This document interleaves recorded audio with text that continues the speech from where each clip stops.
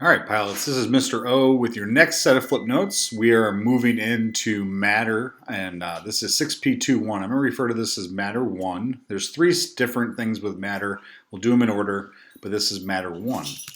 Keep in mind while watching flip notes, you have 4 valuable tools. The first thing is you have the power to pause this video to help you with note collection. You're also able to rewind it if you want to hear something again to build a better understanding.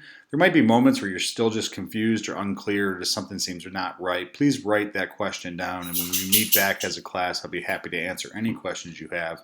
And also, these are the notes that you'll find all the answers to every assignment that we're going to do this week. There are 2 options for note collections. First one is you can go to Google Classroom and get my electronic note template. It's called Matter 1 Note Template. That's in your Google Classroom. Or you can go straight old school, grab a piece of paper, write your notes down as you go. Remember, taking notes are not optional. I do not grade your ability to take notes. However, I do grade everything that will come from these notes. So it's very valuable for you to understand that these are not optional. So do not do these just because they're not graded. They will lead to all your grades this week. We're going to start with the big idea of this unit, and you have to understand the structure, classifications, and physical properties of matter. Now, each one of those underlines is matter 1, 2, and 3. So we're going to understand structure in this set of notes. Next week, we're going to do classifications, and then 2 weeks from now, we're going to do physical properties of matter. So each of those underlines is matters 1, 2, and 3. Now, key vocab. These are really big when we get to understanding matter. If you don't understand these words now, the rest of the remaining 3 weeks, almost 4 weeks of this unit are going to get very confusing. So make sure you build these understandings very clearly and very well in your mind. First thing is we're going to talk about what matter means in general. Okay, and I have this person here, and he's obviously filled all those little bubbles. Matter, technically, for science, is anything that has mass and volume. You could also include the word shape, but that's a given if it has mass and volume. The next word is atom. Okay, you might have seen this classic science symbol, and you might not know what it is. Some people think it's the universe, but it's actually the atom. And this is the small particles that compose, and the word compose means make up all matter. So everything that you see around you, solid, liquid, and gas, is made up of atoms. Okay. And all those atoms combined will make up matter. The next word is element. Maybe you've heard of the periodic table of elements before. But elements are made of atoms, and these atoms make up matter. So if you're starting to see these words are building onto each other. So we had what matter meant, what atoms are. These atoms make up elements, and then everything around you in the world is made up of the elements from the periodic table. There's nothing in the world that you are going to be able to classify as a solid, liquid, or gas that is not made of elements. Now, elements come together to form either molecules or compounds. I have these things that look like little Mickey Mouse characters. That's actually a molecule of water. And then you can see it more with this picture, what it would look like under a microscope. Okay. Now, a molecule is 2 or more atoms that join together chemically.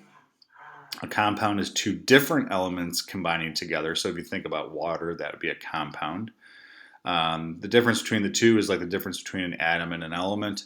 They're very similar. In 6th grade, you do not need to know the difference between molecule and compound, but when you get to 8th grade and when you move into chemistry, you do have to have a clear understanding what the difference between molecule and compound is. However, at this point, all you need to know is when atoms join together and elements join together, they make up molecules and compounds. Everything in the world is a molecule or compound. So you're starting to see all the words I talked about previously all are connected and interconnected.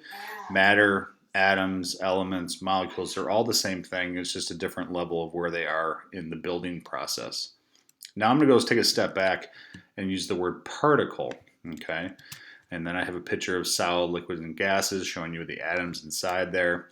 A particle is just a smaller piece or part of anything. If you look at the word particle, its root word is part. A part means a piece.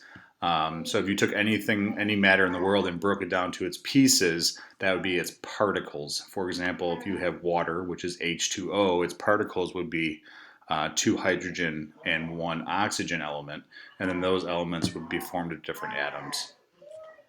There's a famous science guy named John Dalton. He came up with an atomic theory a very long time ago.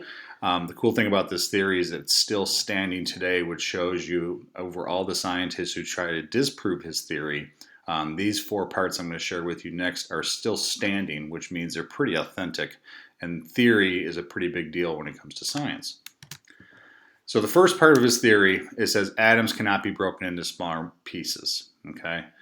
Keep in mind, they can be broken down. Some scientists spend their life breaking apart atoms. What he's saying is if you break anything down in the world, it will become down to the smallest pieces would be atoms. I refer to this as like a Lego construction. If you're building a Lego set, if you break down any Lego set, the smallest pieces are going to be individual pieces of Lego bricks. Yeah, you can take a hammer and smash the Lego brick. However, if you want to keep something whole, the smallest piece would be an atom. In any element from the periodic table, all the atoms of that element are exactly alike, meaning every nitrogen or oxygen or carbon element atoms are exactly alike, but the carbon atoms would be different than the hydrogen atoms. That's what makes elements unique. That's why there's a set number of elements on the periodic table. So in any element, all the atoms are exactly alike. If atoms of 2 or more elements combine, they can form compounds and molecules. So John Dalton a long time ago realized that you can combine elements of the same nature or different natures to combine to form different things. C6H12O6 would be like general sugar that plants make. That means if you combine these different elements, you're going to make a compound of sugar. That's what plants make. That's what you eat when you eat vegetables. And then you have atoms of each element have a unique mass. When we study the periodic table later in the week, you're going to realize one of the key things different about every element is their atomic weight. Their unique mass is what shows you each element is special. It's what shows you each element is unique to each other because there is no element on the periodic tables that have the same mass. Unique mass means they're individual and particular in that nature. And we'll end this with 3 key points. These are just valid statements that connect the key vocab that I've talked about already. First one is all matter is made up of atoms and molecules. So if you find any matter in the world, every piece of matter is made up of atoms and molecules. And I go from atoms to molecules because in between there it includes elements because you need elements to make molecules. Different elements contain different atoms. I showed you a picture here. It's a cartoon picture, but it's legit. Hydrogen, helium, lithium, sodium are all different elements. So you can see that each of those elements have different atoms of their complexity because hydrogen being the number 1 thing on the chart is the most simple element. And then you get to sodium, which is not anywhere near the biggest element. However, you can see how much it changes in just a few away from hydrogen. And then everything is matter except energy. We just got out of the waves unit. Energy being like light, sound, lightning. These are all forms of energy.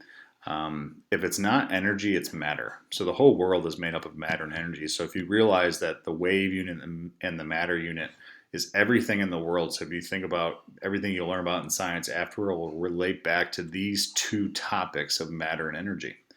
Other than that, if you have any questions, please have them written down. Have these notes completed because you'll be using them all week. Until we speak again, I hope all is well.